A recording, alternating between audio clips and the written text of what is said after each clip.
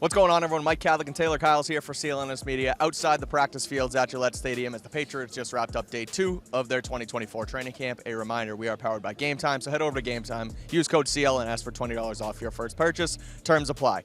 Taylor, the big storyline, as is every day, is the quarterback position.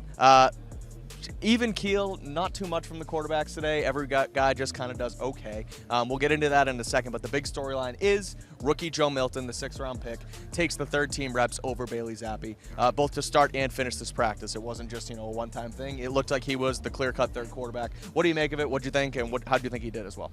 Yeah, Drake Maye did tell us not to count out Bailey Zappe and Joe Milton, and I guess we know why. We talked about what that could potentially mean, how you'd like Bailey Zappe to potentially be a trade chip. Maybe he balls out in the preseason and gives some team something they want to kind of latch onto, but now he's been jumped by 2 rookies. Yep. Now, of course, the whole point of training camp is to have these battles, so we could see something completely different tomorrow. Don't want to read too much into it, especially because Joe Milton, he had solid moments, but still the accuracy, throwing way too hard on short routes, like those things are still there. It's not like he had some, day where you're really like, maybe we need to rethink this. It is a very interesting wrinkle, but again, I think the performances would about what we've seen recently. Yeah, and again, it's surprising to see it this early, but at the end of the day, it's not really surprising that, this is what's going to happen with this quarterback room. Yeah. I mean, at one point during the offseason program, Mayo basically said they might dwindle down to 3 quarterbacks as early as before training camp starts. Now, they still have the 4 here, but, all signs have sort of pointed to Joe Milton ending up taking over Bailey Zappe and, frankly, him being the odd man out. But we're seeing it early, obviously, on day 2 here today. Other storyline, obviously, Drake Maye, number 3 overall pick. That's the real rookie quarterback we want to talk about here. How do you think he looked today? I noticed after practice, him and Javon Baker were the last 2 players out here trying to, get that camaraderie and that rapport down as quarterback and wide receiver. But what did you see from Maye during practice today? And one thing about those after practice reps, Jalen Polk was talking to us, so there's a very good chance that he would have continued being part of that group, and he actually mentioned the reason they do that, like we'd probably guess, it's just to fine-tune things. If there was something they thought they didn't do well in practice, then they would go out there and try to rep it again. And that was still, it's just always really cool to see what you hope to be, that offense of the future working and putting in the work. But Drake Maye, he was still solid. It was really similar to yesterday where he's taking what the defense gives him. Like, it's important to remember, even when he's playing 2s, the Patriots defense is switching guys in and out so much. There are guys that you would consider to be starters at times with the second team. So I thought that, again, there was a lot of short throws, very little downfield, but he looked accurate to his defense. We've mentioned at times that Drake Maye's accuracy, especially in the spring, was very inconsistent underneath. Haven't seen that as much. His one downfield throw was his best throw of the day. Looked like a glance route off an RPO over the middle, putting it over a defender to Jalen Polk. That was the real standout for me, but it's impossible to know if Drake Maye is going through his progressions the way that the team wants him to.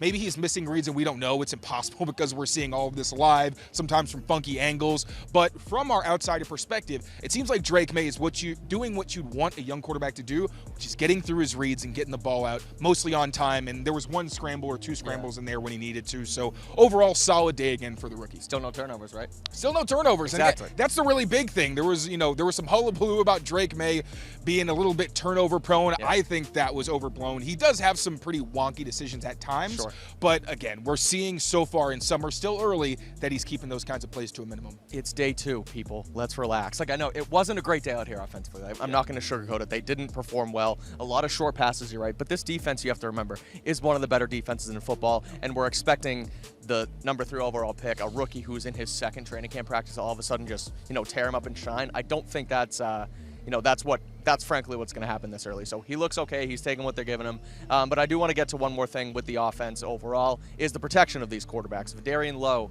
takes the right tackle reps today. Yesterday it was a mixture of Calvin Anderson and Caden Wallace. Yeah, but mostly it was Calvin Anderson. Today, mostly Vidarian Lowe. So what did you make of that? How do you think? I mean, again, you can't glean much from this because there's not practice practices, but what do you think of the rotating cycle of guys at right tackle so far? I think it's a true right tackle competition. Obviously, we saw Mike Nwenu, but he has now been a staple at right guard. Yeah. So then we did see, for a while it was Caden Wallace seeming to take that job. And then yesterday we see Calvin Anderson. He actually spoke to us, said that he feels stronger physically. He feels like he's in the best shape that he's ever been in and really relishes these opportunities after obviously being unhealthy last year. And then, like you mentioned, today it's Vidarian Lowe. I will say I think Vidarian Lowe is more of a left tackle. If you look at the numbers, his pressure rate between left and right was staggering. He's much better on the blind side, relative to his level of play. I'm not really watching the offensive line before pads come on. I'll be totally honest.